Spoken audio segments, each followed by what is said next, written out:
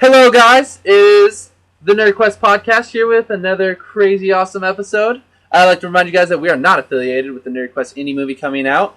As usual, we have me, Jacob, hosting, and we also have Josh, a.k.a. Zorgulon, Destroyer of Worlds. If you don't know that by now, you can, get the fuck out. We have two guests today, two very nerdy Harry Potter guests, and they're very well versed in the Harry Potter universe. And we have Conrad. Go ahead and say your name again. Yep, Conrad. And we also have, and again, on another podcast, we have one of our cute, cuddly, hot girls that we know that, believe it or not, we have cute girls in the nerd universe. You do realize I'm not single, Jake, right? You do realize I am taken, so you don't need to, You didn't need to say that, because they didn't know. They didn't know that. They damn sure do now. Anyway, but as you heard, she's already talked, so introduce yourself. Hey, guys, I'm Jocelyn. So, yeah, we're here with another PotterCast. As we talked about in the last episode, it's going to become a monthly thing, and here we are with our next one. Yeah. So I think to start it off, because we didn't talk about it in detail, our last episode, at least in detail, how we got started in the Harry Potter universe and how we got hooked onto the book series. So we want to do like a quick little roundtable of how we got started. Conrad, you want to start? Yeah, no, I definitely what happened. Me and my parents always big on reading, and so me and my mother, we picked up the first book. We got into it. I enjoyed the hell out of it. She was more just doing her motherly job, and I kept going with it and enjoyed the hell out of it. Nice. And probably with you is so you wouldn't destroy the house. For those of you who don't know Conrad, he's a very destructive person, and he's a whirlwind of craziness. Yeah, pretty much. Just a little bit. Watch out! Just a minuscule. You'll find as you listen on today that he has an affinity for the dark arts, and he likes it. He's very skilled with it. Yes. Josh, how'd you get started? To be completely honest, I don't really remember. I remember I was in about first grade at the time it came out, and I think it was my grandmother noticed this and said, "Hey, Josh really like this," to my mother, who one day I came home from school, and she says, "Hey, Grandma says that you might like this." All right. So I read it. And it's just history from there. Yeah, pretty much. Jocelyn, how'd you get started? Well, to be completely honest, since I get a ton of shit about it. It's hard not to shun her, but we don't anyway. Especially through my friends. I have actually not read the entire book series. This is a problem. Yes, I know. Problem. There's a reason for it. The reason I haven't read the book series was because at the time that they came out, I absolutely hated reading. And since I have fell in love with reading, I haven't picked up the books because I wanted to finish watching the movies. Because as you guys probably remember from Jake and Josh's last podcast, they have a lot of issues with the books to the movies. So, but yes, so much. Yes, we do. But anyways, I think I got started with the movies when the first movie, the Sorcerer's Stone, was out on VHS. Like, it was back in the good old days. That's back in my day, we didn't have DVD. Okay, I would actually still have a old. VHS. I have the VHS version of the first one, too. So, yeah, and I fell in love with the world. I've always been a huge fantasy nerd, as it would be. And just the entire story of it, the entire world of it, and it's kind of history from there. I started young too. I think, if I remember, I picked up the first one in first grade because my older sister was reading it, and she had mentioned she didn't finish the first one. She didn't like it because she felt it was too ridiculous. I'm like, well, what's it about? And she told me wizards, so I picked it up. I wasn't hooked after the first book. It wasn't until second grade when I started reading the books more, because I was teased a lot in elementary school for like my weight, even in second grade, which is crazy. You're telling me. And He's a tower of a man. I know. It kind of grew into me. Yeah, or I kind of grew into it. Yeah. But so I developed kind of some anger problems at a young age, and my mom took me to a counselor, and she told me that a way to diffuse that and is to find a healthy outlet. I had baseball, but I don't have baseball all the time. Right. So I just started reading the books more and more, and that got me hooked. And so that's where my Harry Potter addiction comes in, is the fact that it's always been an outlet for me, and it still is. Like, whenever things get stressed, I love to read as it is, but there's something about Harry Potter and just Rowling's writing and how she structured it. I completely agree. From the beginning, that can it's something that can just suck you in. And just a quick side note: have any of you guys read the Casual Vacancy? No. Her latest book. Not. I'm about halfway through it. She still has the magic. It's not, wow. and it was. I was going in like, oh Jesus, this is gonna be weird because it's not about Harry Potter or anything. I don't know if it's gonna be the same. It's the same. It's a little bit cruder. It's definitely more for a mature audience. It's probably I would probably suggest it for maybe 16-year-olds and up. That's good. She drops or in the book, characters drop a lot of cuss words. There's a lot of innuendos. Because we don't do that. Innuendos. But don't do it. Gotta love innuendos. No. But anyway, so no, Rowling's writing is still there with Casual Vacancy. I recommend it for anyone. Yeah, the Harry Potter universe has always just been a great place to escape to. Yeah, definitely. It's just it's an easy world you can go to and just get wrapped up in it. I think what Rowling really did was not only did she create this world that so many people now go to, she created characters that are relatable. Yeah. It's not like one of those, it's a fantasy book, and we all wish we could be wizards and go to a boarding school in Scotland to learn about magic. Yeah. But the characters really, even though they didn't show it much in the movies, I know from hearing people talk about the books that the characters really do go through things that we all go through in life as teenagers. The way she writes it, she makes it feel like you do know these people, because she gives the majority of secondary characters development. Yeah. Even like Seamus Finnegan doesn't show up a lot in the books, but you get a feel for the kind of character he is and kind of person he is, and that's what really makes a great writer. Is not just writing about those main characers, but giving those secondary characters life too. I think that's what it is the fact that she made it to where you felt you could develop a friendship with all these people. I felt like I was sitting down at a table with these people. Yeah, definitely. And I'd like to take a minute. Like everyone who listens to the podcast knows that a lot of it is just jokes and kind of going back and forth. But I'd like to take a minute, and I saw once someone posted, I think it was on Tumblr, that J.K. Rowling changed her life. But we're all about the same age, and I think I'd like to thank J.K. Rowling for not changing my life, but shaping my life. Definitely. Even though there's no way in hell she will ever hear this podcast, you got to give thanks to her, because she definitely, the person I am today, definitely came from that outlet I had. I imagine if I didn't have her books to get lost in, I'd be a lot angrier person. I probably wouldn't be friends with you guys. Yeah. And that would be horrible. I know, it would be horrible. Good writers. Good writers make good books. Good books make good friends, and good reading gives you good knowledge. I think the draw to it all is if you know Rowling's backstory and what she was going through as she was writing the books, whether it was the depression and the fact that she was a single mother living a very poor single mother. So many people turned down Harry Potter, and the fact that 12 publishers. I bet you they feel like asses right now. They probably kicked themselves out. They're still facepalming. Why would we do something like this? But it's just the fact that there's something in the books where you can feel her. You can feel her in it, and you can feel her pouring everything out into it. J.K. Rowling definitely gave, everything. I guess the underdogs kind of something to she gave you hope. She gave you.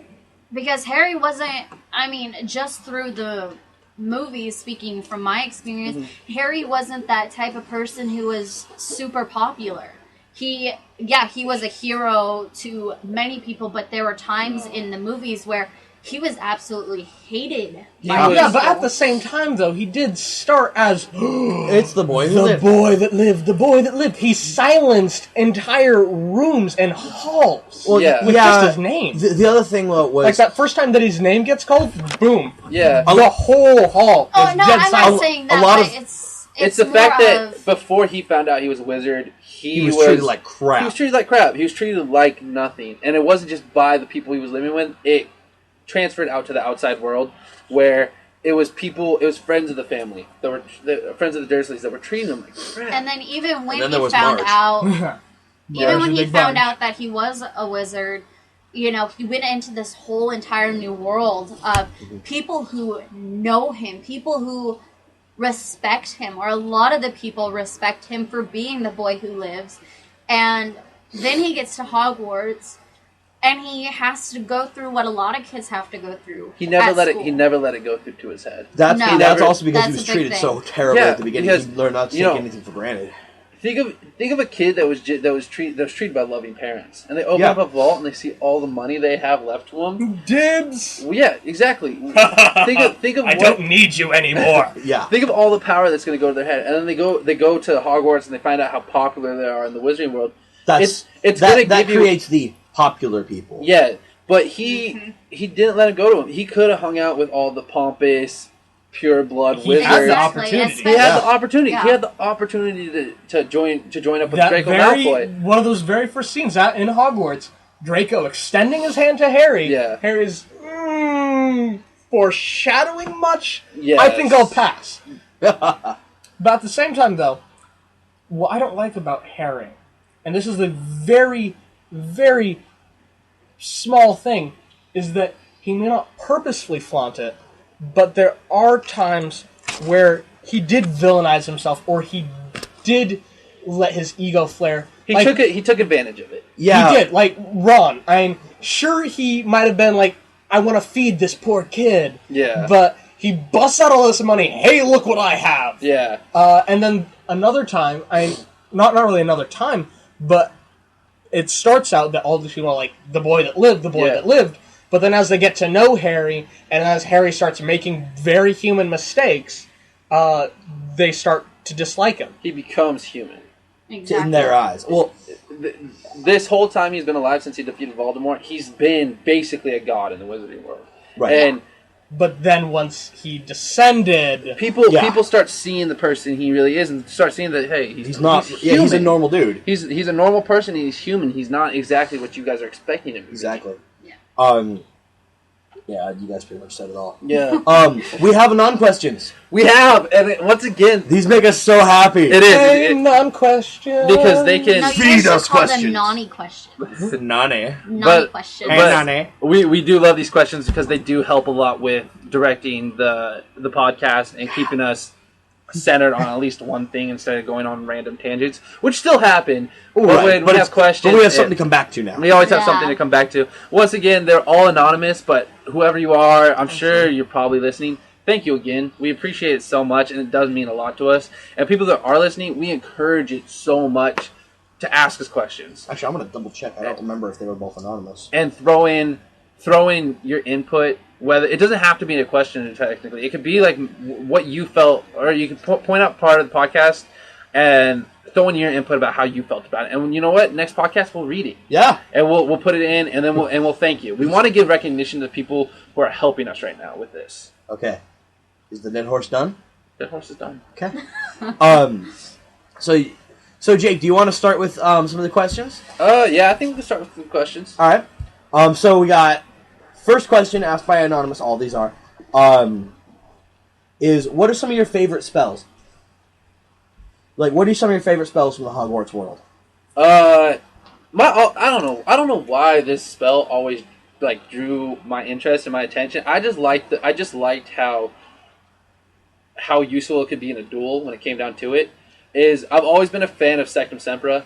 And I know it's very dark. It is literally the spell that shoots invisible swords. Yeah. If you look at the definition of that spell. And Conrad, you might know this better than Josh and I because we've discussed a couple times. Is there certain when you cast it, is it always going to be like the cut across the chest that happened on Draco, or does it go with how you moved your wand? It was actually a couple things. It gets into that killing curse aspect where. You have to have that wizard power. Yeah. But it's not so much the wizard power as the sheer hate, the desire to kill, to cut. And yes, also with the movement of the wand. And for the people who are listening who aren't like a big Harry Potter fan, and if you don't know about Sectum Sempra, Harry used it on Draco, but he didn't know what it did. He didn't know it was going to be that Harry was in a dangerous. very stressful situation. Oh, yeah. He was backed into a corner. Draco was shooting off Just spells like, at him. just like any wild animal, he fought back. So and like you said, at that point in time, he had the drive to use that spell. Well, he was backed into the corner, fight or flight. Like I feel like if he knew what it was, after knowing what it did, I feel like he never used it again. He never could have used it again. But if he did, he couldn't have used it as forceful as he used it with Draco unless it was against something that he truly hated. I feel like even if he came face to face with Draco again, he wouldn't do it. He wouldn't do it, and if he did do it, it wouldn't have the same impact. Because I feel like he didn't like Draco, but he didn't have the hatred, and Draco didn't fuel that fire deep inside of him like Voldemort did, or Umbridge did, or Bellatrix did, and stuff. He was just, I feel like Draco in Harry's eyes has always just been a mere rival. Whereas I agree there. the only thing that Harry knew about Sectum Sempra before he cast it was a little note in the margin that says Sectum Sempra for enemies. But that could mean anything. That could be like leg lock jinx, a bat bogey hex. It could have been a prank hex too that you could just do to make your enemies look foolish. Yeah. Other than that, I'm looking at Jocelyn's notes, and she's written down two of my other favorites. So I'm not going to say them. I'm going to leave them for you. Watch it. If I had to say another one I liked,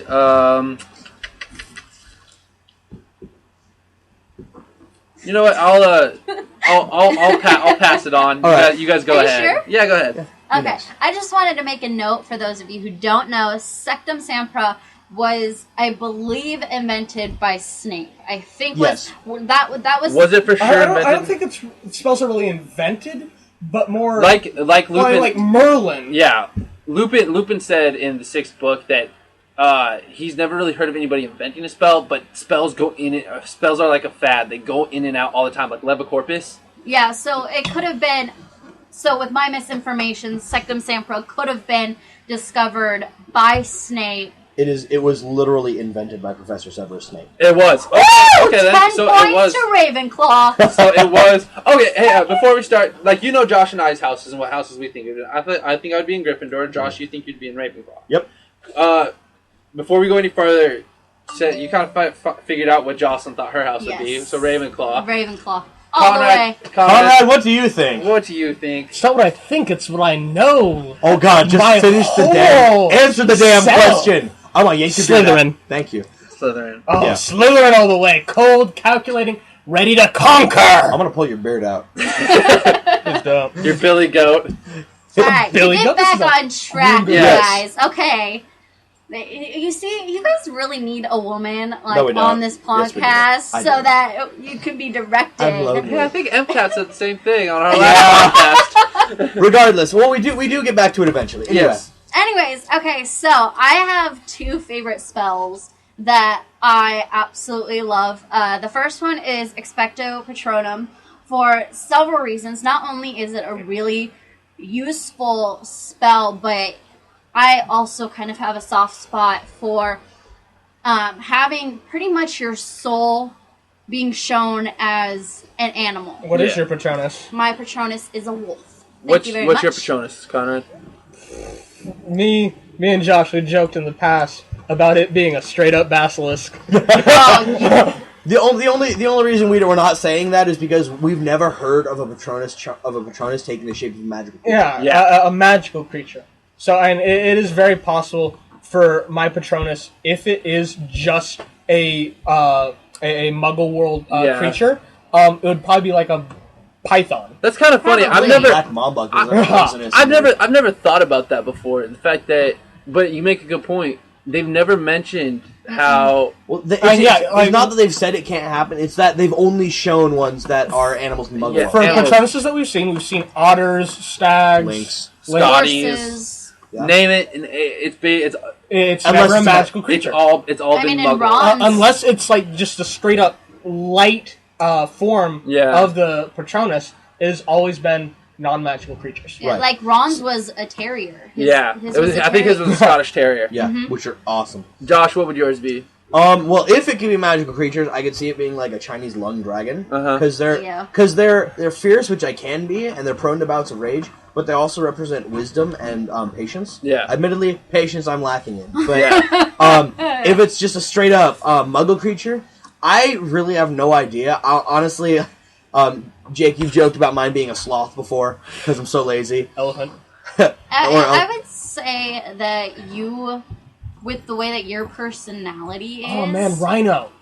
Are you just joking because he's fat? No,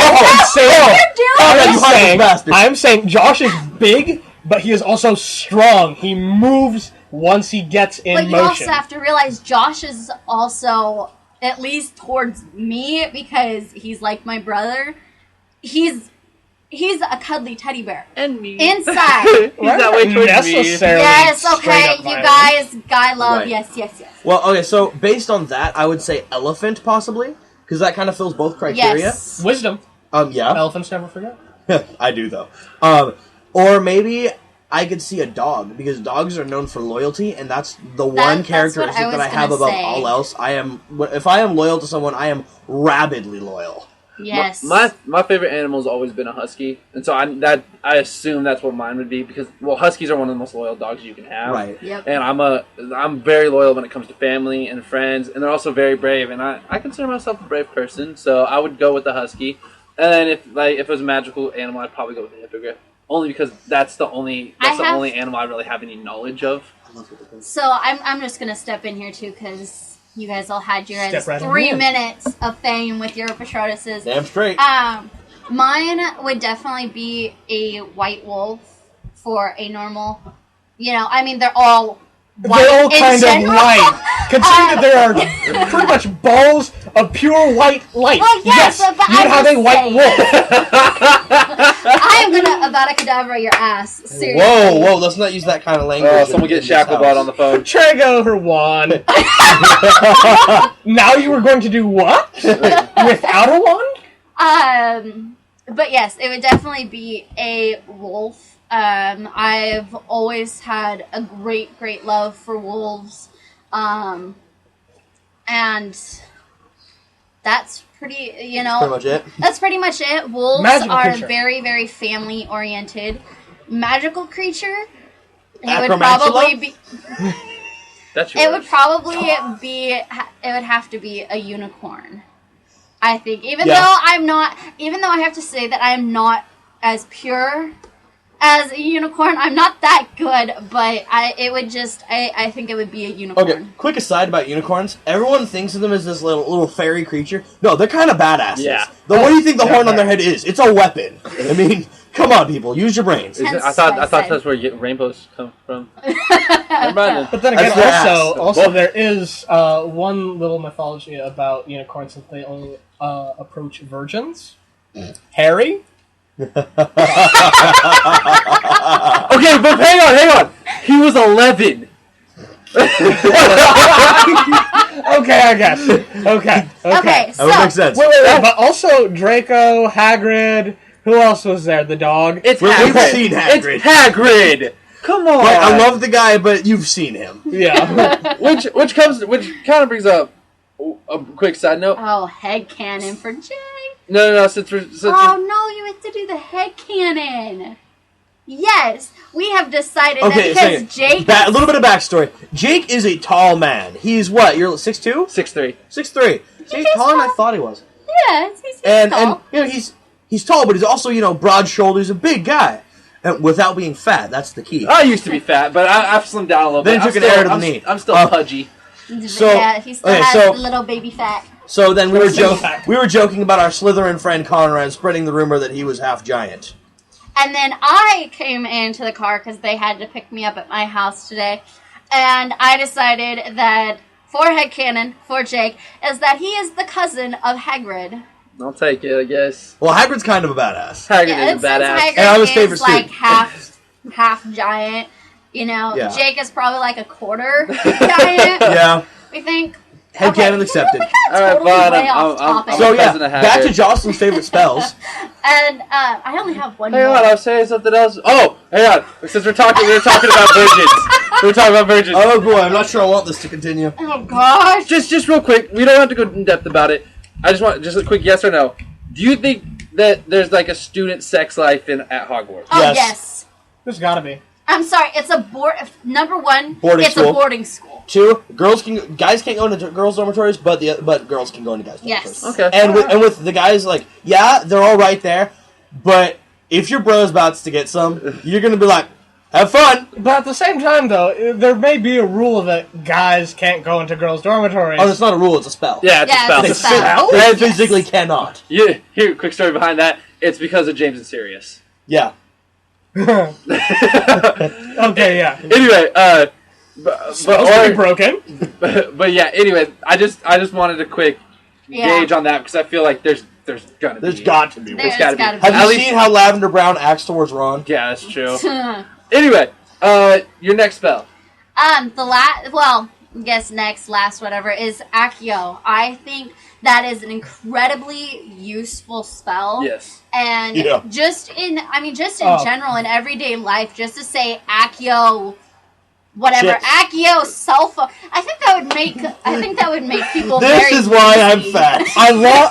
If you didn't hear that, Josh goes Accio chips. I mean, seriously, a wizard. I lost my blank. Said no wizard ever. Yeah. Exactly. Keys! Hang on a sec. What's the use of a rememberal then? If you could just To go forget Accio. information. Okay. Like, oh, I was supposed to do something today, wasn't I? Yup. Damn it. What was I supposed to do? See, now I'd have to get That's like a the triple problem. level That's remember. right. How'd you guys? Well, you didn't read the book or read it, but how did you guys first read Accio? Did you read it Accio or did you read it like Accio? Well, there's actually there are three schools of thought on that. There's Accio, Accio, and Axio. Okay. I guess it also comes down to like your heritage and like the accent you have too. No, I read it Axio. Yeah, Axio. I read it Accio. I think I went Accio on yours too. Or on And yeah, after the first time of Axio, I'm like, wait, what is this? Well- Wait, is this a typo? No, it's a spell. Because Okay. in Latin, I believe it was supposed to be. Axio. Well, that's another thing. There are two languages of Latin. There's ecclesiastical, which is like Veni, Vidi, Vici, and then there's classical Latin, which the same thing would be pronounced Veni, Vidi, Vici. Okay. So Accio and Accio could easily be the same thing. All right. Awesome. I just have to History say, lesson for just the day. from just seeing how it's written. Now I'm an English nerd, so I would personally pronounce it Accio as it is pronounced. That could have some influence on me already hearing it, which could Yeah, I add think to that's that. likely. But I mean, just looking at it, you have a double C there. Yeah. Well, And yeah, so but it's I not wouldn't think English. I It's wouldn't. Latin. Well, yeah, but I wouldn't think it was a soft C either. Is it even really This goes back to the Latin. It's No, it's magic Latin. language. No, No, it is it's Latin. Latin. Every spell in that Is like Latin or Portuguese. it's or it's got some kind of base to it. Yeah. Well, it's Portuguese. It's also Latin based. Yeah. But Yeah. anyway, so my favorite spells. Now that we slowly getting this train on the road. Yep. I'm also a big fan of Accio. I divide mine into two. There's general use and then there's dueling. Okay. Accio, Aloha Mora, Oh, that's because a I good can one. get into places people don't want me, and I love doing that. Yep. And Um, if you forget your house key too. Yup. I Speaking could of summon which- the key, or I could just do this. Yeah. And then there's also Levi and Libera Corpus. Just because I think that would be the funniest thing in the world. Especially in a potions class. Or Like- or a hot girl in a short skirt. Yep. I'm so glad I am not wearing a skirt today. Well, and for dueling, I don't know how many of you know, but there's a Harry Potter spells app for the iPod yes. / iPhone, and Conrad and I used to do it all the time. Dueling all the time. For some Yep. reason, he would always open with Incendio, Yep. and I would open with Confringo, which, if you don't know, it's Incendio on steroids. It Yes. blows shit up with a fiery explosion. Yeah. I've also liked Reducto. I always liked Reducto as a spell, and if Josh read my fanfic, I did. Reducto is a very commonly used. Wait, are you on fanfiction.net? Just a total side note. You should do that. We can discuss this later. Sorry, my bad. Fanfiction Okay, podcast. continue. All right, okay. My last two are also for dueling Protego and Fiendfire. That's kind of like Jake's a big fan of Sectum Sempra. That's my Sectum Sempra, which is probably a lot worse because it's a lot more chaotic and a lot more dangerous. But it's fire and animals. It's like uncontrollable. So yeah, This dude always spamming Protego in the app. I was good with that. Cast a too. spell, Protego. And cast another spell, Protego. I'm like, screw it, Avada Kedavra. it's like, oh shit. That's about how that went too. So then your spells. My spells. I only really have a couple. I know you're also a big fan of Fiendfire. Yes. Sectum Sempra. Well, here's where you get the dark magic. Yes. So of my top three favorites, my least favorite. Are they all unforgivable? Sectum Sempra.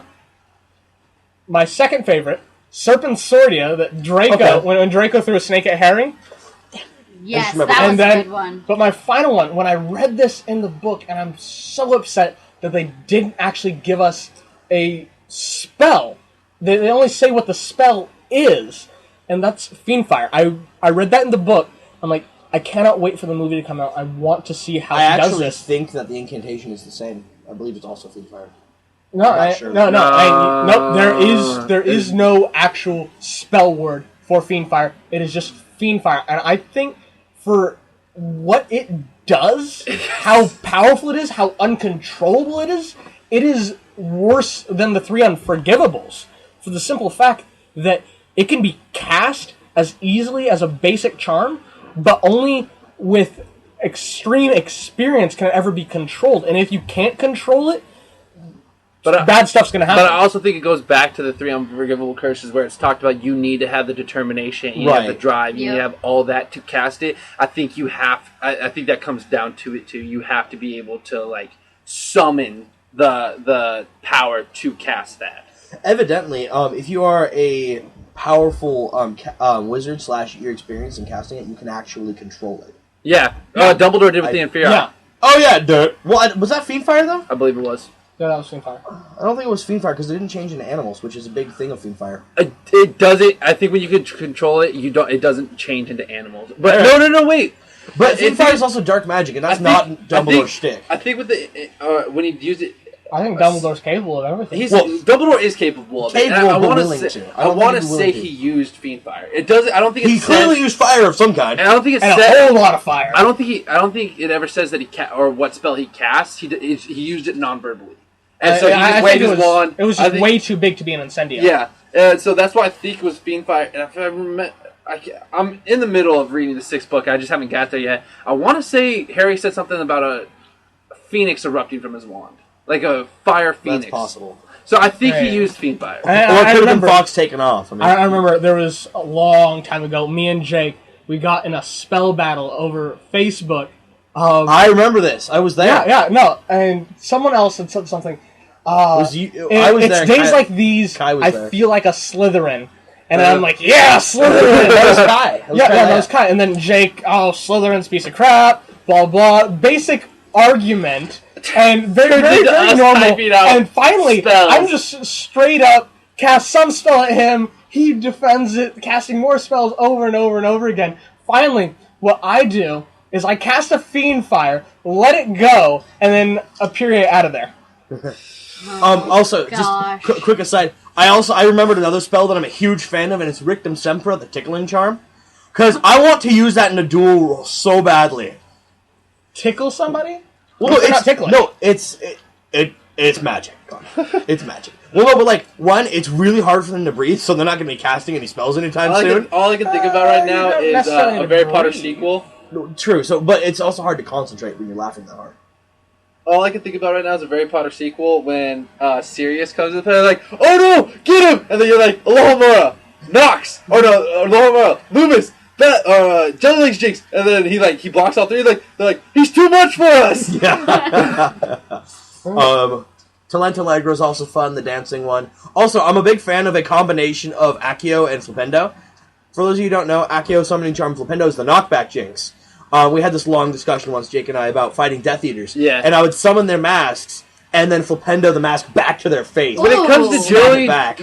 dueling, Josh always seems like he takes a serious / somewhat non-serious approach to it. Me, being like he goes hard. Being the competitive person I am, I would just be very serious. I'd just go Jake hard. goes hard Gryffindor and extreme Expelliarmus, extreme, but I'm still nice spells. Me, on the other hand, violence, violence, violence. Conrad, and it's not like a dig at you saying like you're kind of like you're a cowardly person, because I know you're not, but I feel like you would be kind of the person who stands on the outskirts of the battle and just fires Jesus. Yeah. And, like picks people off. And then he would find me, because that's the exact same thing I do, but Yeah. less, what's the word? Not exactly less lethally, just less directly. Yeah. I really want to use a tickling charm on a Death Eater. Just to see what happens. More So- Death Eaters show up. Yeah. Connor, you were going through your spells, right? Have you gone through all of them? Yeah. All right. Next do you want one. to go through next question? Next one is scenes that weren't depicted in the movies that should have been, i.e. scenes from the books. I actually want to say something. Go ahead. It's not that it was in the book and not in the movie. It was that it was in the movie and not in the book. During Prisoner of Azkaban, they had a bunch of different things in that if you look in the behind scenes, you'll notice these wizards doing almost parlor trick kind of magics. Like, there was this one guy cleaning off a table with a rag. Oh, there was a cup on the table. Oh, yeah. And he's doing that, and then he puts the remember rag this. on top of the cup, and Oh, then yes. flattens it down. The cup disappears, and It's good. And it's funny, too, because I picked that up from watching the behind the scenes of Prisoner of Azkaban. They had, like, this quiz where, like, oh, did you catch what spell they used, watch what they used? Watch the scene, and then tell us, did you notice it? Yeah. And I am and so they're like, glad, because I actually noticed it while watching the actual movie. I never noticed it. But, okay, this is funny, though, because I never noticed that he did that with the cup, but I noticed when Buckbeak was pooping in the shot. I noticed that. I was just I'm like, wait, shit. I was watching it, I'm like, he just pooped. Unfortunately for me, kind of messed up the whole movie experience. I can be very observant. I noticed Malfoy slipping the journal into Ginny's cauldron. In the very beginning of the movie. I think that was intentional.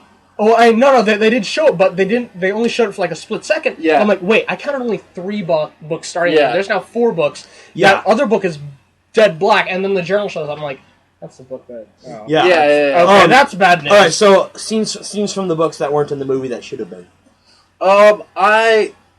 It's a big proponent of mine, and why I hate the 6th movie so much is the fact that they didn't show all the Gaunt memories and all of Voldemort's backstory memories in the movie, and it's just a key pivotal moment.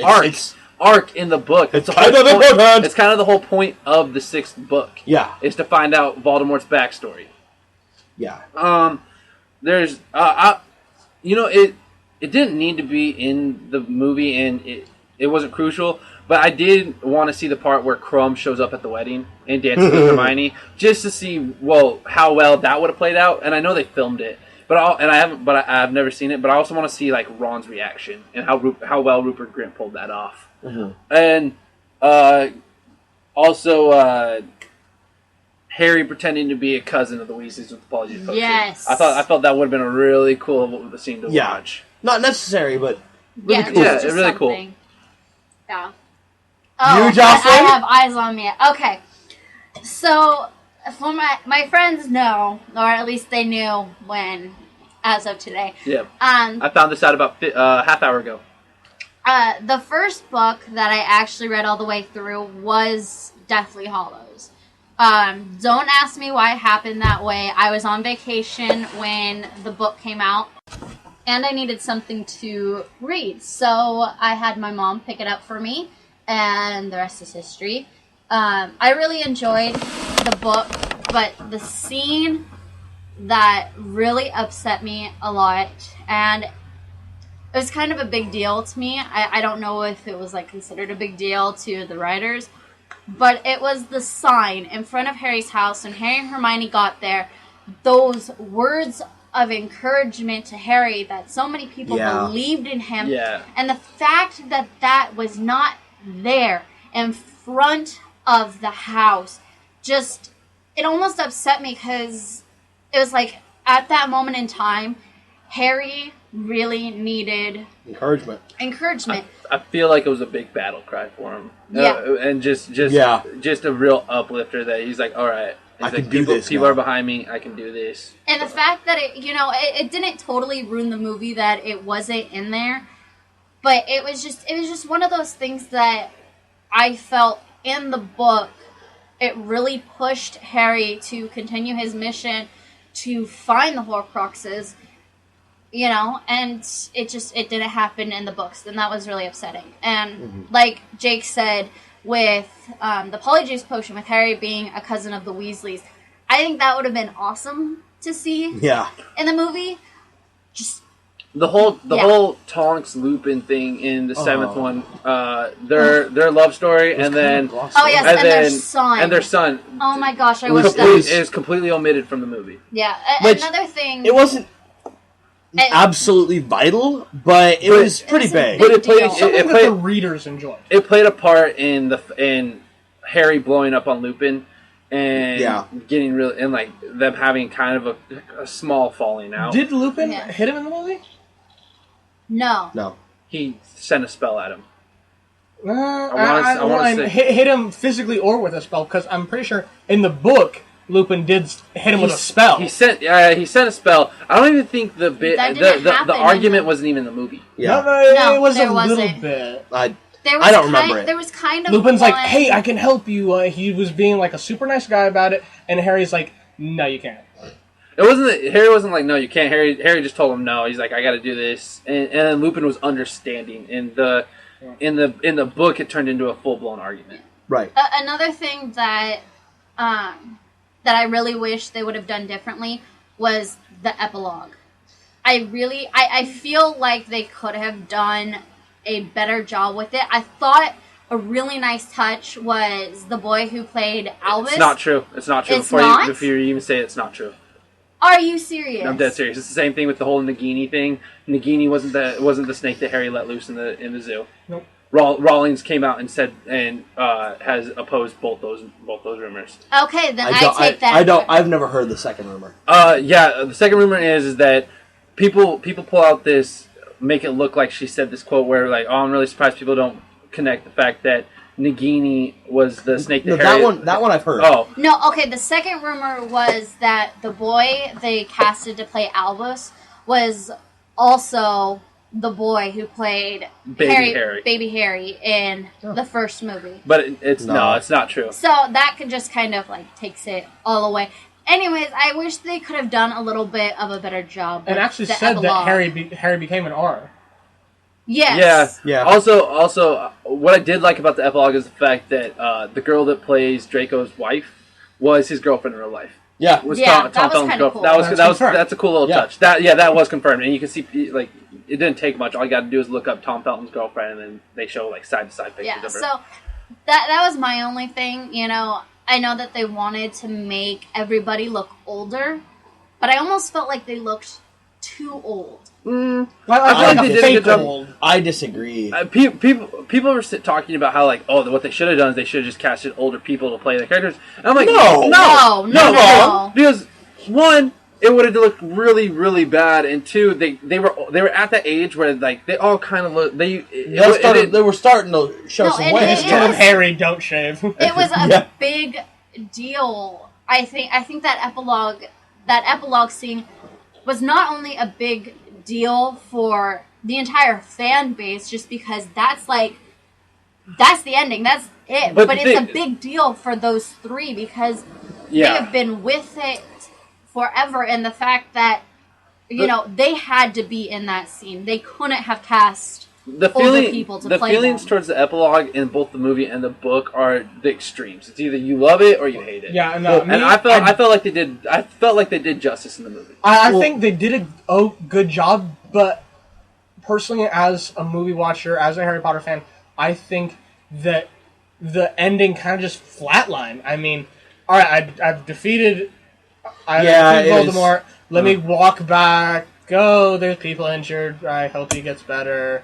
And it was very. Oh, you're talking about after he killed Voldemort. Yeah. Okay. I thought you were talking about the epilogue. I'm like, wait. No, not the epilogue. After he killed Voldemort, and he goes stumbling back into the place, and people were just going about their business. There was no, hooray, he's dead.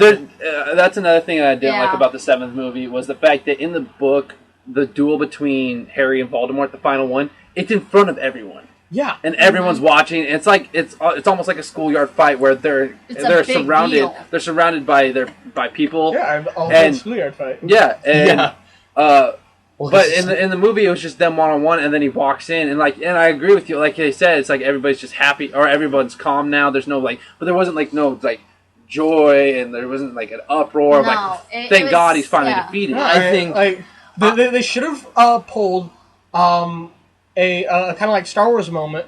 I can't remember which one it was, but they had the big, huge parade. Oh, yeah. People got medals. Someone got a huge-ass ball of energy. That was like a the big Phantom climax. Menace. Credits! That was the Phantom Menace. Yes, Yeah. the Phantom Menace. It would have been cool. That would have been cool. And I wanted to see confetti. well, we could Oh Give my me the confetti. confetti! we could Harry gets a medal! we should try to keep going, because I know Jocelyn and I have only said our scenes that have yes, been omitted yeah. and stuff. And we could go all day. We could go all day about the 7th movie and the final 20 minutes. I've written down 3 scenes that weren't depicted, but 4 actually. Okay. Peeves. Anything with Peeves, ever, forever. Peeves needs to be in it. We've mentioned that in the last podcast. I know, but he's Peeves, and he's my favorite. Remind me, Peeves. Peeves, the Poltergeist. Who caused all the plagues? Yeah! Jesus! AKA one of my besties. Was he even in the first? No, he was movie? not. They had a scene that he was supposed to be in, But it never made it in the final cut. Yeah, it never made it to the only to the real comic ghost that book. we ever engaged in conversation with was Nearly Headless Nick. And the Bloody Yes. Baron was there during the battle. And the Grey Lady. Yeah, Rowena. Oh. No, it's not Rowena. Yeah. It's They were- her it's granddaughter. Oh, It's a descendant of it's hers, her but not by daughter. much. Isn't But it? yeah. Yeah. It's her daughter. Then there's the battle at the astronomy tower. That was hinted at, but it really wasn't there. What about the part in the 5th movie where McGonagall gets attacked by the Inquisitors? That would be awesome. That would have been a heart-wrenching scene, but it would have been also awesome to see her make God. her a badass. No, make her more of one. just to see her do that make that actress comeback. in general is a amazing. badass. Maggie Smith. Oh, Dame Maggie Smith is amazing. But Did you hear that she was battling breast cancer Yeah, in she's- the middle of the 7th but no, it was filming of the 7th movie? no, it was throughout. I think it was throughout multiple movies. Yeah, it was. It was. I think it was when they started making the 7th one that she found out she went into remission. Oh, yeah. Yeah, I remember her quote was something along the lines of, I'm going to finish this fight. Yeah. Yes. And Maggie Smith, amazing, but there is no actual word that can be used to encompass how amazing she is. No. She is McGonagall. Through She and through. is. I don't. People have talked about how they would have liked to see Judi Dench play McGonagall. No. Judi Dench would have done an okay McGonagall, but no one could have done it like Maggie Smith. It's No. like very actually we've been blessed because there's so many actors that are not chosen for the part so much as they are destined for that part. Yes. Like Yep. Robert Downey Jr. is Iron Man. Yes, very, very, very. Maggie much. Smith is McGonagall. Just these people are so incredible in their roles. Mm-hmm. And as we have 4 former actors here, that's we understand. We Yep. applaud. But one of my last 2 scenes is I bring this up whenever I talk about the 3rd movie, The Marauders. Yes. It's very hinted at, but you will only really make the connection if you read the book. But yeah, James, Sirius, Lupin, and Wormtail, aka Peter Pettigrew, were the Marauders of the Marauders map, and that's just. I feel like that needed to be said like it was in the book. I agree. I mean, I think if I remember the 7th book correctly, they kind of bring it up, or I figured it out Yeah. Right. on my own, but- something like that. But I definitely agree. The Marauders should have been. They should have made it a bigger. Definitely. Not a huge deal to take over the movie. But it was a small arc in the movie that was important, or Yeah. in the book that was important. And at the very least, they could have said, they could have had Lupin say, "How did you find my map?" Yeah. Yes. The last one is actually a deleted scene. It was in the movie. It's when they're moving the Dursleys out of Privet Drive. Oh Yes. yeah. Oh Yeah, my you gosh. guys And they're like, we respect you, Harry. Well, no. Dudley does, but it's God. I know the scene you're talking about. Yeah, it's the Petunia scene. Yes, it's when he's talking to Aunt Petunia, who's in this empty room. She says, "We've lived in this house for so long." Yeah. And Harry says, "They'll do horrible things if they even think that you might know where I am." And she says, "Don't you think I know that? You didn't just lose a mother that night in Godric's Hollow. I lost a sister." This is the one part of J.K. Rowling's I've never really agreed with, and she tried to make the Dursleys seem human and likable in the 7th movie, or 7th book, and she couldn't do it for me. It really couldn't. Even with Petunia's little speech right there, I still believe that, yeah, Petunia, sure she could have loved Lily, but it doesn't change the fact that she resented her whole life, and even after death, and on top of that, she treated her son like dog shit. I actually I kind of disagree with that, just because I understand how you can resent someone so much and at the same time love them with all your heart and soul. Like, because, I mean, it's really, honestly, it's kind of what I call the Filch complex, because she had no magic, but her sister did. So that would create a lot of resentment and even maybe hatred for it. Yeah. For it. And she didn't really... She took it out a little bit on Lily herself, but she was also scared of Lily. So she took it out on someone who but Lily couldn't fight back. Lily never gave her a reason to be scared. Lily loved Petunia unconditionally. Snape gave her a reason to be scared. Snape did, yes, but... My point being that Lily isn't part of this world, and it's also, the Dursleys embodied the whole idea of humans fear what they don't understand. And she never tried to make Vernon likable, which I agree with. Because Vernon marched out... He's a douche. But that's how the whole Dursley family is, and it always will be in my eyes. Even with Dudley being like, "You never waste of space to me" and stuff like that. I was still like, when I'm reading that, I think that's like a bunch of crap. I think she might have caved to the audience wanting. It's the catharsis feeling of, well, everyone needs that happy send off. It's a conclusion. It's a conclusion. She knew that viewers and readers wanted a sense of conclusion, a sense of fulfillment, closure in each and every single segment of the story. And the Dursleys was one of those. It's true. They needed a conclusion, but I feel like she went the wrong way with it. I feel like they should have had it to where the Dursleys just kind of stayed cold to Harry, and they just. Dudley didn't have that big moment where he was like, "You were never waste space to me," and basically apologizes to Harry. Petunia never tried to be like, "Well, you didn't just lose a mother, I lost a sister." I feel like they should have stayed cold towards Harry and just be like, "Well, bye. Hopefully see you around." Vernon did stay cold, and Petunia. It wasn't that she was trying to tell Harry that she actually cared about him. She's telling Harry, "I know. Yeah, I know more than I've let on about how this world works." With Dudley, I'm glad that they had that with Dudley, and I think it was important because not so much trying to redeem him, but it's part of that idea we discussed earlier of she gives all her characters growth. And Dudley was a stupid kid when he bullied Harry. He was stupid, and then he became a bully, and then he became grown. But I feel like it was only because of the situation that was going on. If the war wasn't about to break out and Harry and like everybody wasn't in danger like they were, I feel like Dudley just still wouldn't have gave a shit. I feel like I kind of agree with that, but I see it more of the circumstances opened Dudley's eyes to himself. So you feel war changes people and it brings people together. You feel like it made him realize the seriousness of it, and that the fact that like he really.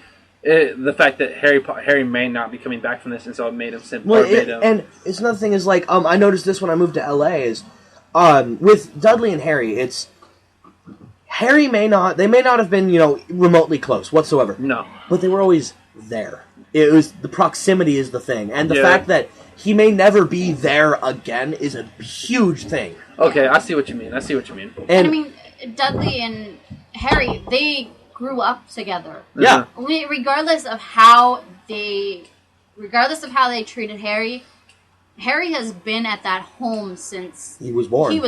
Well, after 6 months. I think he was 6 months old when he was finally moved there. Yeah. But that's besides the point. He was there from pretty much the start of his life until the end.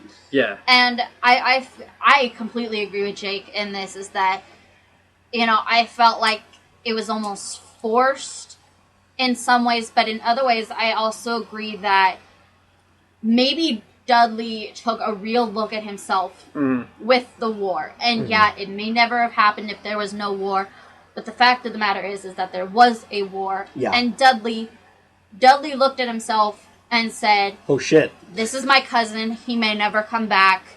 I need to say my piece, and that's it."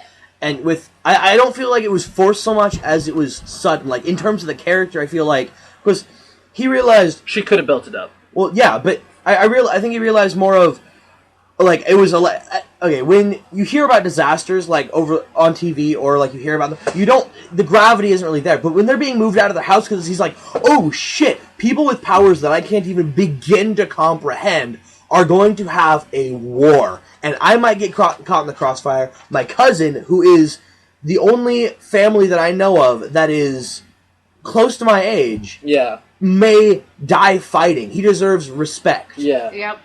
So, but I feel like the big thing is, it wasn't so much of she made Dudley, a better person and relatable. She just showed that he grew as a person. It may have been sudden, but as Conrad has said, war changes people and war brings people together. Yeah.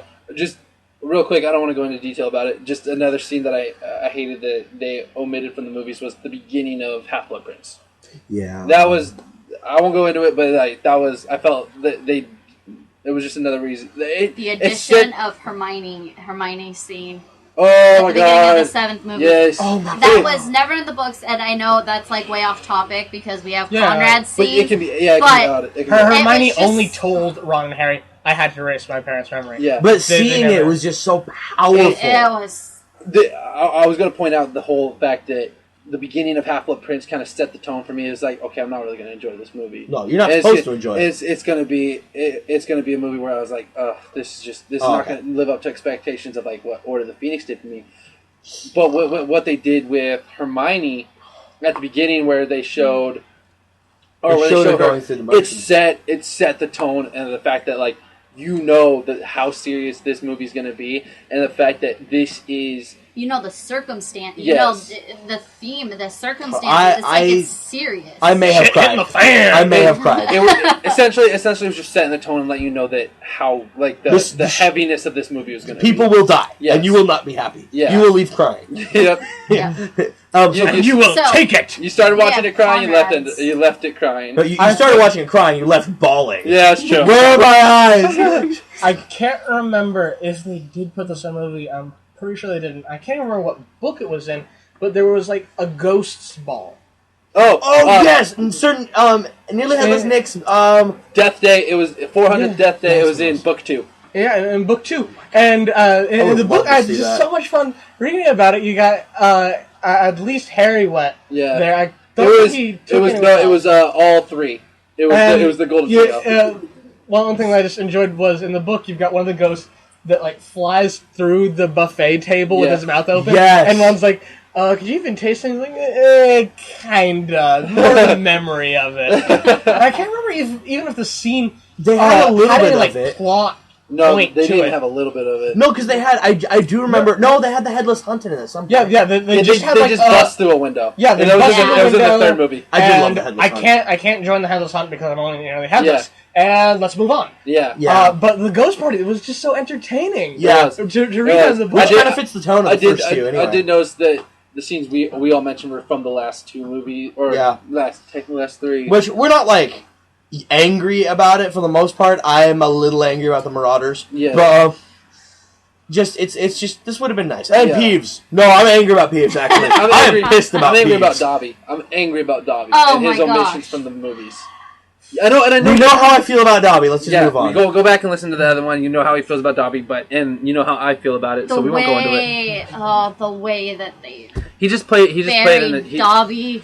He just played an essential role. He did play an essential role. They screwed him up. They screwed him up throughout the whole series with him not being in the movie, and then they screwed him up in the 7th movie. But this question has gotten about as dead as Dobby, so let's move on. that's just... high five! I love this dichotomy. We have two people who are just like, too soon, and the two people are like, Dobby's dead. When did the book come out? It came out when I was a freshman? Yeah. So that's... Yeah, it's 5, still too 6 soon. years? It's almost 5-6 years old. It's still too soon. Still too soon. Still too Stop soon, it. jackasses. Okay, That'll be dead. next Jackasses. Next question. What's the next question? These ones are probably gonna go quicker. Yeah. What would you play in Quidditch? I have two. And it comes from my baseball. I would either be a chaser because I have a good arm and I'm accurate with it, and I can put a lot of power in my throw. But also me being a big guy. Yeah. Oh, I've always been totally I've always been a power hitter when it came to baseball. Yeah. So I'd be a beater, and Yeah. I feel like I'd be like a deadly beater. Yeah. He'd beat people dead. Yeah. Like Dobby. Okay. Now it's Yeah, just getting a little Give me something to ridiculous. throw at him. Now it's just getting ridiculous. Okay. All right, so This class is ridiculous. For me, Ridiculous. I also used to play sports when I was younger. I played goalie for soccer, and I played many different positions in fast pitch. So I would have to say that I would probably be a keeper, even though I would never actually play Quidditch because I am terrified of heights. Like, I want to fly absolutely so bad. terrified I of want to fly heights. on a broom so bad. And I feel would like I'd be super probably uncomfortable. I'd probably be a chaser because at one point or another, I could throw from center field to the pitcher's mound. damn, So I had It's a not pretty bad. good arm, you know. better than my arm. And if you think of a fast pitch ball, it's a Size big of- ball. Yeah. Size of a grapefruit. Exactly. So, you know, those are kind of my two positions I think I'd be good at. As for me, I could actually see Jake as well as a seeker, because like Cedric was one of the larger seekers, and they had they weren't as quick as like Harry, who was a small Yeah. guy, but his advantage was that he could move people out of the way with his ball. Yeah. Which I think that would be your shtick. I never saw. Yeah, like I've always considered that maybe a secret would work, but it's just never happened. Oh no, like for me, keeper, it's what I do. Oh, you're a Yeah. big guy. I used to play sports way back when, and in soccer I wouldn't do shit, so they had me as goalie, and then I would just block everything. So that's what I do. The other one is I'm a big guy. I'm short, but I'm big, and I'd be a beater because I know how to put my weight behind a swing, Yeah. and it's a club. I mean, and as Conrad keeps spreading this rumor around throughout Hogwarts, I'm apparently half troll. So trolls and clubs. You're half troll. I'm cousin to Hagrid, a quarter giant. Jesus. Actually, I am a quarter troll, but I'd probably be distantly related to Hermione. I'm a forest troll. Isn't that what we were talking about Yes. earlier? We've talked about it. We have cannons. We do have a headcanon for this group. We have a lot of them. Yeah. But as that's my main ones for Quidditch. UK Disney. I also played soccer, and I was goalie, and I think the term is forward offense. Yep. Yes. And so there Totally. you have to I be don't know jack fast. shit about soccer. Yeah, you have to be fast. You have to be completely aware. So I didn't do too much goaling. So I'd probably end up as a seeker. Yeah. I A seeker can see you as or a seeker. keeper. Knowing and from other thing like from the games we would play in acting, you're a quick dude. Yeah, you're a and quick you're motherfucker. and you can like you're just like a quick dude, and you like slither through people. Yeah, So I do. Slither, I could see you as a seeker. Yeah. Be Easily. a seeker. That is. Question? What kind of wands would we have? I decided that I would go 11 3/4, and the reason for the length is because the glove I use in baseball, my main glove was 11 3/4, and then I would go holly and then unicorn hair, and it would be sturdy because it'd be a good dueling wand. It would be good at charms, and DADA, a little bit of transfiguration. I know wand lore pretty well. Yeah, he does. and carry magical creatures. Yes, you do. Yes, you do. Mine would be 10 inches. I might be shorter than Conrad. Maybe I might be. I'm not 100% positive, but just for the speculation, I am the shortest one in Yes. the group. Pretty sure you are. I only stand at 5'2", so of course, I'm just gonna have not as short of a wand Barely as shorter than me. Umbridge. Barely dude. shorter than you. Fuck I should you, just. dude. Anyways, the wood would be willow. I have always, in all my writings and stuff, I've always used willow wood, unicorn hair, and then bendy. I don't know why. I've always just kind of used that. It's always kind of just Flexibility in one's a pretty good thing. Yeah. Sturdy, you get a little more power, but whippy, it's quicker. Mm-hmm. Or yeah. So that's mine. Yours. Joshua. Mine, the elder one. No. Give me my elder one back. Excuse me, that's my brother's. Anyway. Matt would let me use it. Okay. Joshua. Can you tell we're siblings? So anyway, my wand would be dogwood because dogwood doesn't really care about power or anything. It'll go with a wizard that will give it a good outlet for entertainment and fun. Which, if any of you listen to our last podcast or know me at all, in Hogwarts, pranks and just goofing around would be like my top priority. And if you've ever read my fanfic. Serious. Yeah, and if you've ever read his fanfic or mine.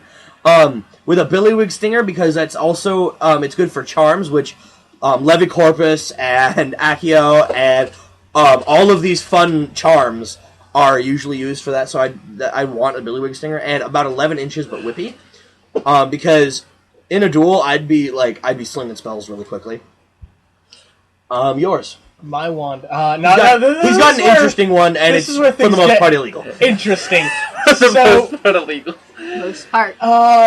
18 inches in length, which is already an abnormal length for a wand. They're usually, around like 14 inches? We spent like 15 minutes talking about this. Yes, we did. Yeah. 18 minutes in length. Plum wood, which is illegal to be carrying around in England to be carrying around a plum wand. And as far as the core, what did you say you could carry it, Josh? You could carry it around in Japan? Yeah, Japan. Yeah. And then the core was acromantia web, another very illegal, very violent core. Hey, you guys wonder why he's in Slytherin. Okay, so a little bit of background on his. Plum wands are illegal to be made in England. They allow Japanese ambassadors to have them because it's a very traditional Japanese wand wood. Acromantula web core, crystallized, is very potent. It's like, I don't know, it's like TNT in a wand. But for dark magic. If you cast, Expelliarmus with an Acromantia web core, not only is it going to knock the wand out of their hand, it's going to break bones in their hand. Actually, it won't. It'll be pretty average with Expelliarmus, because that's a pretty neutral spell. But, if you use Sectum Sempra, you will be cleaved in half. Probably. Yeah, if you're inexperienced, if you're experienced and, you know your wand pretty well, how to control it, you can, obviously pull it back. But it's a very vicious wand type. Okay. I'm doing them in order. Okay, fine. So that covers all our wand lore. Mm-hmm. Josh, next question. What are our favorite classes? Defense against the dark arts. And flying. That's it. Charms. Good charms! Charms. Since I'm apparently Hagrid's cousin, I guess I would go care of magical creatures, and I just cheat off Josh. You stole that! Oh, no, give me my hat back! Anyway, back on track. Care of magical creatures, I don't know. Those would be the ones I would enjoy. Other than that, I'd be bored as hell in the rest of the classes. Potions? Please, students, put this ingredient in your cauldron. Please, Snape, kiss my white ass. No. Okay, so... I love potions. Mine, definitely, potions. Potions, flying, and if I'm at the other school... Drum strength. That actually teaches the dark arts, then dark arts. Okay, we were talking about this before the podcast started, and I'm going to bring it back up. I believe, this is what I believe. They teach a dark arts class, but they don't teach the spells. They never get that specific. They teach, the history of the dark arts, and they teach, the philosophy of it. If it was the history of dark arts, then the class would be history of the dark arts. Defense of the dark arts at Hogwarts is defending against the dark arts. And the rumor going around in the fourth book is that they actually teach students how to use the dark arts at Durmstrang. That's just blame communism.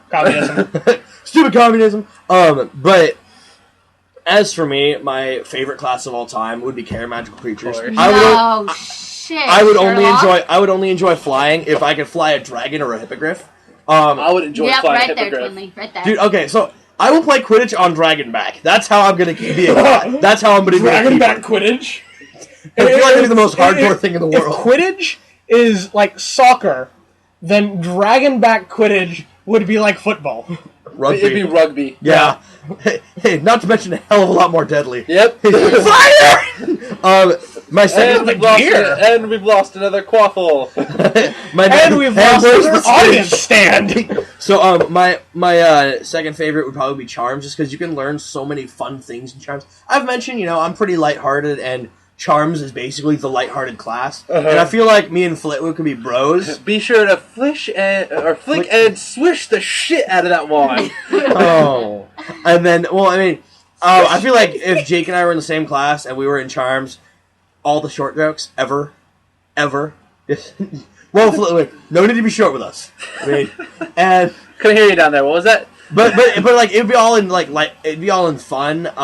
Like we would be close with Flitwick. Yeah, like basically, and like he'd make us like slip and shit on but nothing that would seriously hurt us, just kind of goofing around. Yeah. My next one and my last one would be Transfiguration, because turning shit into other shit. Like I want to turn someone's toad into a dragon at a meal. I would go ahead and say that I'd like Transfiguration too, only because I would turn like someone's like pumpkin juice into like dragon piss. Or something, or a chair into a hippogriff. Piss in general. Why does it have to be dragon's piss? Because dragon piss sounds more fun. Yeah. But also, I know you have had a teacher that is, I imagine, very similar to McGonagall. Hartwell? Yeah, Miss Hartwell. Yes! Oh, son of a bitch. Thank you. I love her. Like she is. I love her mostly because she shares my first. She has such dry humor that, like, if you blink, you'll probably miss a joke. And she's an old hag. She's not a hag. She's a hag. She's a wonderful woman. She's a lot of fun. A wonderful hag who calls herself Satan. Anyway, that's my last one. My turn. Since y'all decided to skip over me, that was his fault. That was all Conrad. So I have a few different ones than you guys, different than the typical. Jocelyn goes with the more intelligent classes. Oh, damn it. Earth magic. It's an elective. Whatever. Okay, so obviously care of magical creatures. I love animals and just like bone truckles.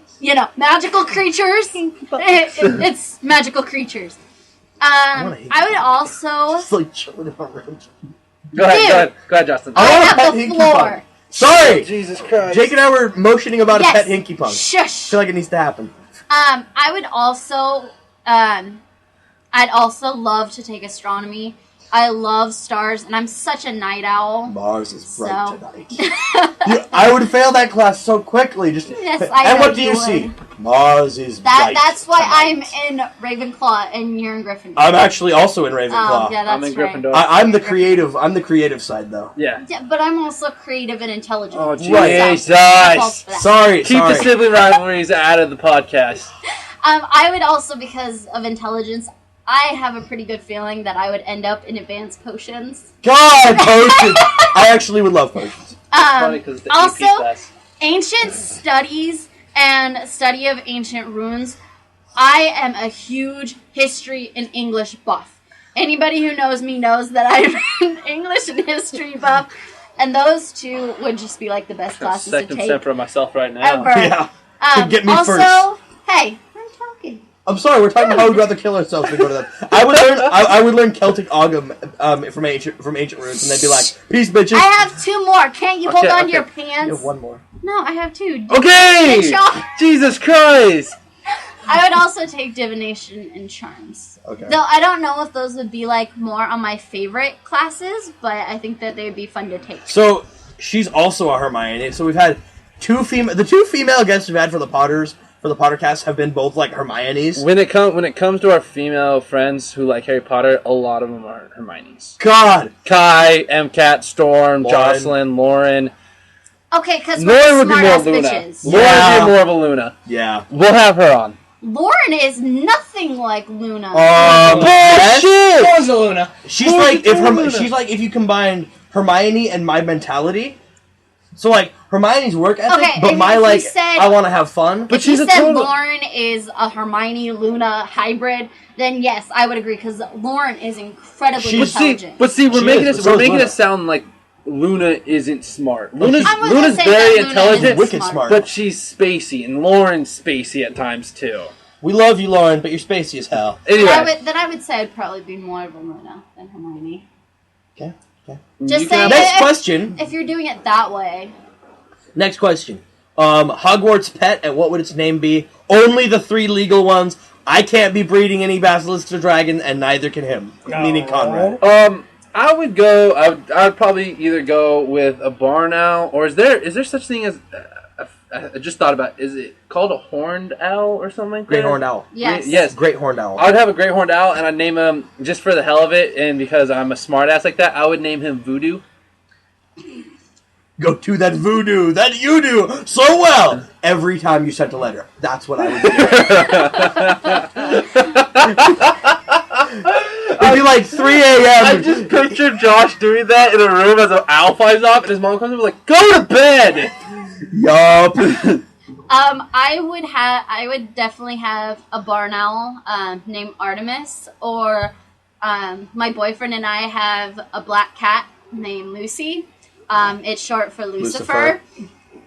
And we actually call her Lucifer. Lucy, No. No, why would you think that? This is magic discussion. No, Lucy is a bitch. She is a bitch cat. But I would definitely take her with me to Hogwarts because I love her so. I know. I would actually, like, part of me wants to take an owl because, A, usefulness. Owls are vicious birds, and I like that. Mm-hmm. But I have this cat. He's not a small cat, but he's not gigantic. His name is Fritz. I love Fritz! Oh, God! My God. Anyway, he's like this dark gray with white spots, and he is a bastard. Like, he wants to kill me. I know it. Like, he bit my eyebrow. Anyway, your eyebrow. That's so rude. That's a whole different story. But like, we're best friends when nobody's looking, basically. And I feel like I would want that kind of companionship with an animal at Hogwarts. Yeah. So I'd take him. Not to mention, he does not like intruders. People come into, like, okay, he sleeps most of the time in my parents' bedroom, and people will come in there and he'll just like as soon as you come closer and he'll pull out the claws, and it's like, dude, chill out. I live here. But yeah, so like he'd double as a security guard. Yes. No, my pet. It's a basilisk! All you guys with your cats and owls. And a toad. You'd want a toad? No. Those are the only 3, owl, cat, and toad. Well, those are the only 3 that are legal. You look at the movies, and there are people with rats. Oh yeah, I forgot about rats. And they only said once that these are the only pets that are allowed, but for all you know, that is only like the first year allowance. That's possible. I know there's some colleges that don't allow freshmen to have cars. So that's true. Exactly. So what I say is perhaps basilisk. No. I just wait for that. Voldemort has the dibs on the snakes. Okay. So at least you know he's not going there. Yeah. I want a crow. Okay. I want a crow because they are smart as hell. They are scavengers, and they can be scary. I'm sorry, you need to get a raven instead of a crow. They're smarter than crows and bigger. And they're bigger, and I can quote Edgar Allan Poe forever when you have a raven. No. Okay, here's what I do. Here's what I do. I'd get a raven, and then I'd like say something like a quick quip or something, and then have the raven screech, and then I'd say, quote the raven, nevermore, and then walk off. You realize that I would probably enchant the shit out of that raven, that I would just recite the whole poem to it, and it would just blather it constantly. You're not touching my raven. I feel like they would allow that even for first year, even though they say owls. But I feel like since a raven could deliver a message, yeah, they're smart enough. I feel like raven would be actually a pretty legitimate. Same with a crow would be a legitimate pet. I think they would allow that. I want like a raven, a crow, or a really big bat. Yeah, bat I think's out. Yeah, I don't think they'd allow that. I think bats are out. But see, we were talking about how they like. First years are only allowed to bring that. Ron brought Scabbers his first year, and no one gave a shit. I love how Rowling kind of contradicted herself on that one. It might have said rat. I don't remember exactly. No, it said... I'm pretty sure it only said... Or we have internet. Yep. So we got all our pets. Do we want to do... What was our next one, Josh? Don't... I can't even pronounce it. What is it? Amortentia sense. Okay, so for you that don't know what Amortentia is or don't remember what it is, it's the strongest love potion in the wizarding world, and it's brought up in Book 6 by Slughorn. And what it does is it emits scents that you find attractive. Hermione's, as you guys would remember, was what we say it was mint toothpaste, freshly cut grass, fresh parchment, and then she was about to say one more other thing, but she cuts herself off. If you look deeper into it, you find out she likes the smell of Ron's hair. Oh my God, Conrad! But so I guess so we came up with 4 cents. Mine, I stuck with a somewhat like sticking to the wizarding world because if it was anything else, if it was Muggle World, I would have just gone with baseball stuff. But my 4 it'd be the smell of a Quidditch broom varnish, a quaffle, and then spring rain. This smell after spring rain, it smells amazing. It's so refreshing. And then I said, I forgot what I said. Was it parchment? You said something. No. I thought you said something about parchment. It was for you. Yeah, see, this is why I write shit down. I know I should have wrote it down. Damn it! But I'll go pitch dirt. No, it wasn't pitch dirt. It was my 4th one. I'll go with parchment because I do love the smell of an old book, and I love what it. You said fresh parchment, okay? But no, you just said parchment. All right, I'll say old book smell. That's one of mine too. So. Okay, and then that would be my 4th one because I do love what electronic readers can't do is that it can't give you that comfort smell. of a warm or of an old book can do with its pages. No, I have to agree with Jake that that's definitely a smell that I would love. I wrote down 5 because we all pretty much said old parchment or books, so I kind of wanted to do something different.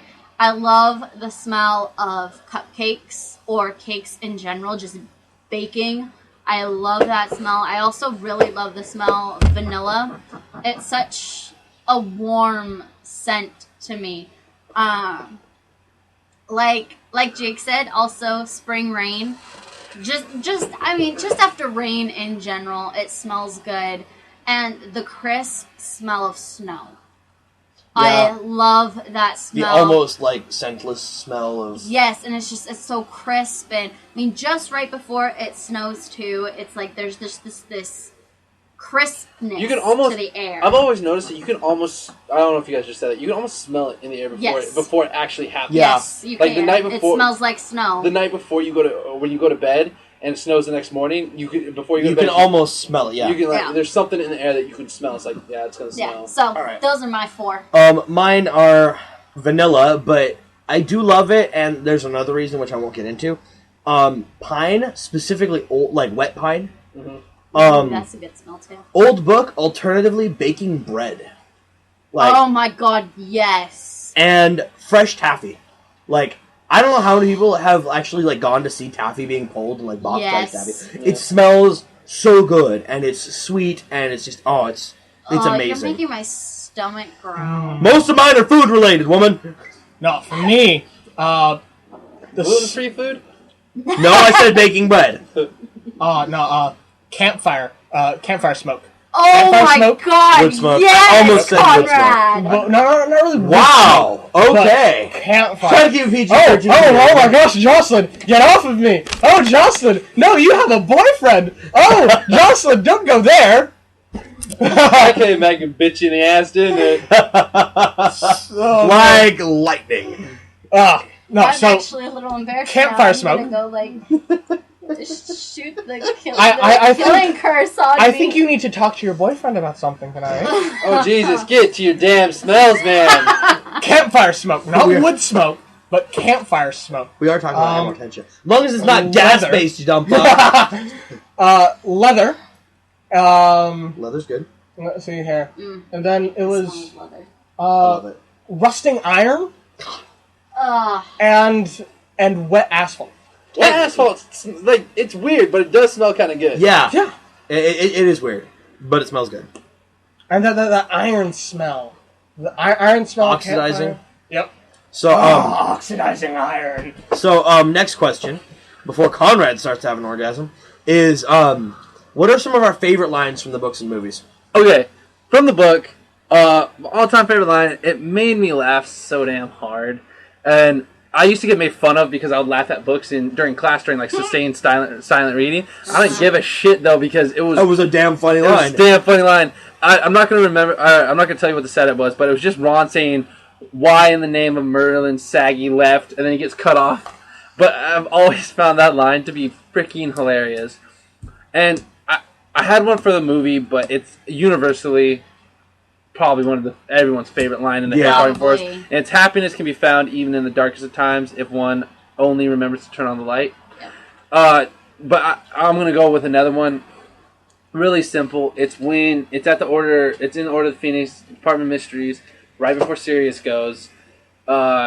Harry sends a spell, and Sirius goes, "Nice one, James." Yeah. And I'm just it was so heart-wrenching. It's heart-wrenching. But it was amazing. And it was that brief moment where it was almost a calm before the storm because he says that, and then it's like a minute later he dies. He meets James. And so everyone's always like, "Oh, that's so sad." And then he dies. It's like, it's even sadder now. He goes to pull pranks with James after that. He does. Did you know that with that scene with Harry, with Daniel Radcliffe screaming and crying, they actually had to cut out the sound because it was so heart-wrenching. Yeah. Oh, wow. I like it better without sound, though. Yes. I love it. I feel like what it does without sound is it gives it more seriousness. Gives it a sense of numbness. Yeah. That's what it does because you can't imagine when something tragic happens and you find out tragic information, everything just kind of goes silent. Yeah. Yep. And it's just like,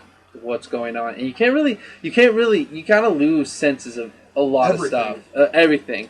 And to add to the no sound thing, it happened like 10 minutes later in Order of the Phoenix. I feel like what made the fight between Voldemort and Dumbledore so epic was the fact it had no soundtrack with it. Yeah. It was them fighting. All you could hear was the sounds of the spells, like crashing against stuff, them casting it.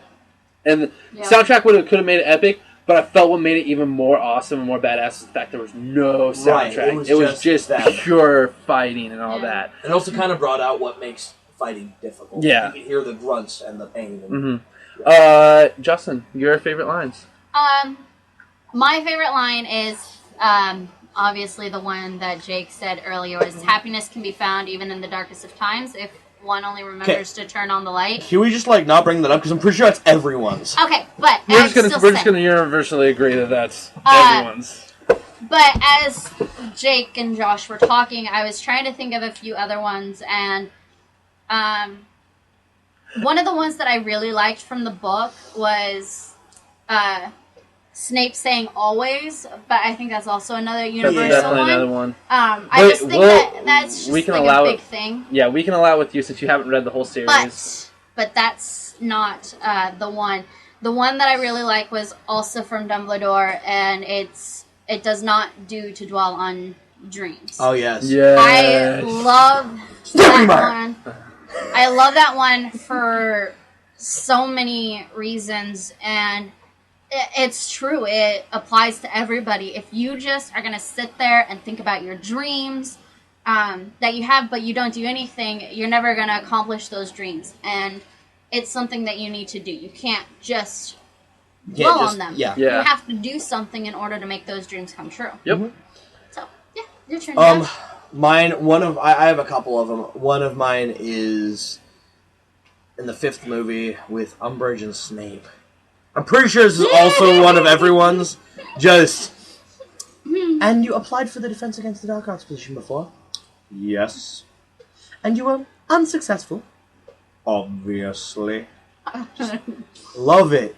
And another one of Dumbledore, and this one gets overlooked a lot, but it's at the end of the first movie/book, and it's when Dumbledore had plucked up his courage to try Bertie Bott's Every Flavor Bean again. Yes! Alas, earwax.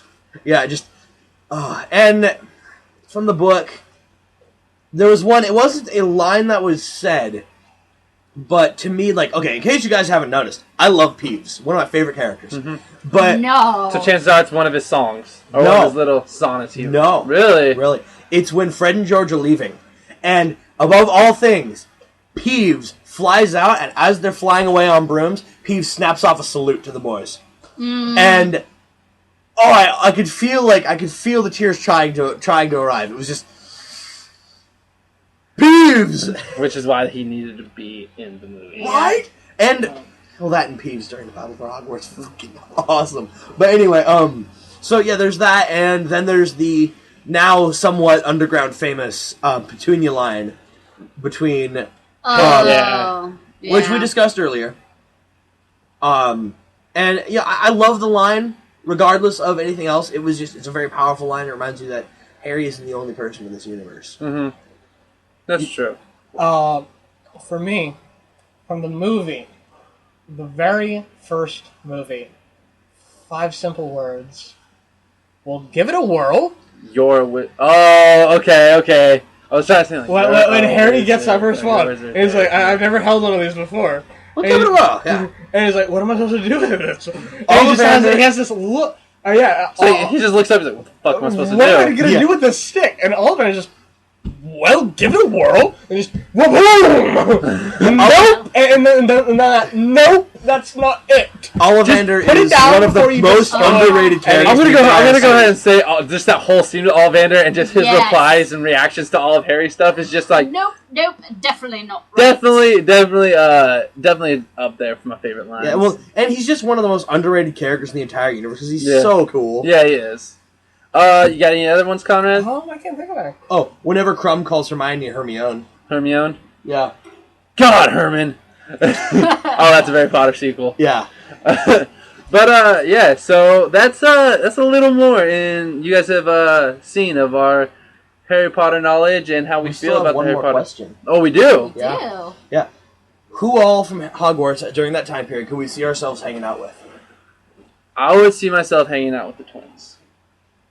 Yeah. Yeah. Twins. I would definitely be if not a part of the group, I'd be a very Cullen Creevy like person following them around. I'd be that one kid that was just like, let me join your group. Yeah. I would have to say Luna. She is my absolute favorite character from the movies. I can't wait till I can actually read about her.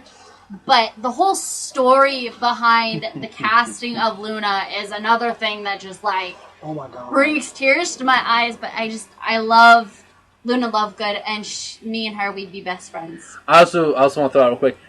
If not with the twins, I'd probably be with Oliver Wood. Oh, Oh my god, you and Wood would be besties. And, For life. No, and he would totally be like James with Lily. But with Hermione? No, Josh and I've talked about this. Josh and I've talked about this. Yeah, no. He'd like have a thing for her. She would just dislike him because he just flouts the rules so much. And whenever she goes to try to get him in trouble and yells at him, it's just like, I love when you talk dirty to me. But But no, I feel like with as much infatuation I have with Emma Watson and how in love with her I am, I cannot say that my character and her in a Harry Potter world would be together. Yeah, no. Probably not. No, I would see myself probably more with like Katie Bell Yeah. or Angelina Johnson, Sporty types? sporty types. Mm-hmm. They can put up with me because they put up with the twins. They can put up with me. Yeah. Whereas, okay, is that it? Yes, just Luna. Me and her, Alright. because we're in Ravenclaw. We'd be besties. You keep forgetting that I am too. I do exist here. Okay, so I would hang out with Josh too. On Yes, right. occasion. No, mine would be the twins. In case you haven't noticed from my personality, and me and the twins would get shit done. And then me and Peeves. I would encourage Peeves. I would be the my guy goodness. who brings a paintball gun and says, "Here, Peeves," Peeps, look what I have. and teaches him how to use it. But I would probably be in a similar vein to Jake and Hermione, but with Luna. Yep. You want to announce your big thing? So, today's the 14th. Tomorrow, after work, I'm going to drive to an undisclosed location, and and my good friend Caleb are going to go see Ivana Lynch. Do you know if you get to meet her? Yes, there's a meet and greet afterwards. You son of a bitch. Okay, hang on. I hate you! I hate Josh more than anything. I win! As long as anybody has known me, they know my one true dream in this world is to at least meet Emma Watson once. Josh gets to meet his damn Emma Watson! Okay? Ivana Lynch is to Josh what Emma Watson is to me, and he gets to meet her. Fuck you, alright? Fuck you. Get her autograph for me. I'm going to, let's see. She first appeared in what, the 5th book? Yes. I'm going to take my copy of it and get her to sign it. Fuck you! I hate you! I love engendering hatred from people. God! Oh, Your turn, Conrad. No, so for me, in high school, I was always really close friends with the teachers. And I was always hanging out with teachers, You know what, maybe showing I'll call up in sick early, tomorrow. whatnot. What I would probably be hanging out with the flying professor. What was her name? Madam Hooch. Yeah, She was such a G. Yep. Madam Hooch, Professor McGonagall. Flitwick. Yeah. So you'd be friends with teachers. Yeah? I forgot about, because there are some teachers I would totally just chill with. Would you play teacher's pet, or you just be like close with them? I'd just be that close with them. I wouldn't need to play teacher's pet. He'd be like, hey, fail the classes, but be great friends with the teachers. Yep. I wouldn't fail the classes either. I'd become friends with them, and then if I want to or have to, I can use that friendship to my advantage. It's Hogwarts after all. See, for me, like, I ended up, there are a number of teachers from my high school that I failed their classes, but I regard them as some of my best teachers ever, because I failed their classes, but I learned so much from them, and they were just good friends. I mean, Mr. Wilson. Yeah. He is still one of my favorite teachers in the world. Wilson, Miss Miles. Even Street, I know a lot of people dislike her, but I loved Miss Street. I love Miss Street. Are you kidding me? And, I look up to last this but woman. certainly not least, Hartwell and Stansberry. Oh, yes. They will never hear Hartwell. this, but just in the slightest event that they do, thank you guys. You made my high school experience completely amazing. I gotta say, if we're gonna be thanking teachers, I gotta thank Blanchfield. Yeah. Blanchfield was my broadcasting teacher, and I don't know if I would have made it through high school without him personally. And like I said, I know, like you said, he'll probably never hear this, but it's just one of those people that you gotta thank, because without him, high school would have been hell for me. Yeah. And you guys will completely understand why I picked what's her name? The flying teacher. Hooch? Yeah. Madame Hooch. In high school, Stump. Yes. The stump. I was never close to that. Stump. I got closer to it than I thought I would. Do we want to give out teachers' names now that I think about it? Well, It's... I know it's a little too late, but we can always go back and cut it and it's out. last names. I mean... Yeah. Okay. For me, I wasn't at our high school as long as everybody else. I really had two teachers who kind of helped me find my place. Mr. Norland was kind of like the biggest teacher. He really gave me my start at our high school. But Miss Street, I love Miss Street. She really... she took me in, and I was actually supposed to be in her beginning acting class. Yeah. But I had told her that at my other high school, I had been in an advanced acting class in my freshman year. So she allowed me to go into my senior year with advanced acting. And I couldn't thank her enough for really giving me my... Hey, I am putting out a heartfelt speech here. Damn it, I was going to record. Nobody cares! Of course.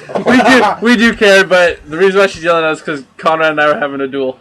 Definitely Yes. silent Wando. But yes, Miss Street really gave me my place at high school. And so And I I- can't thank her enough. If for it wasn't that for, one. if it wasn't for her in acting, we probably wouldn't be as close friends. This as Josh podcast was. probably wouldn't exist, at least Probably not in this wouldn't. form. Probably not. No, I mean, Josh and I might be having... Maybe. We'd probably be friends, but I mean, me and Jake met during a play. Well, yeah, no. I'm saying the podcast wouldn't probably be you and Jake. It'd probably be... It was Jake's idea, so it'd be Jake and someone else, so... Oh, yeah. Okay, so... Since Jake seems to be indisposed... Oh yeah, I guess you're probably close this out. We haven't gone wrong. This is actually our longest podcast to date. Oh, really? Oh yeah, definitely. Whoa. It's almost 2 hours. Anyway, yeah, I think that's gonna close it out for now. PotterCast number 2. Yeah. I'd like to thank Conrad and Jocelyn for My being pleasure. on. As would I. It was great having you guys on today. We will have you on sometime in the future. We Guarantee it. love your input and we really appreciate it. And yeah, so I guess that's it. We gotta get going because I'm gonna be late for detention with Snape. So, Damn. Josh, you want to sign us out? I'm friends with him. Peace out. Bye.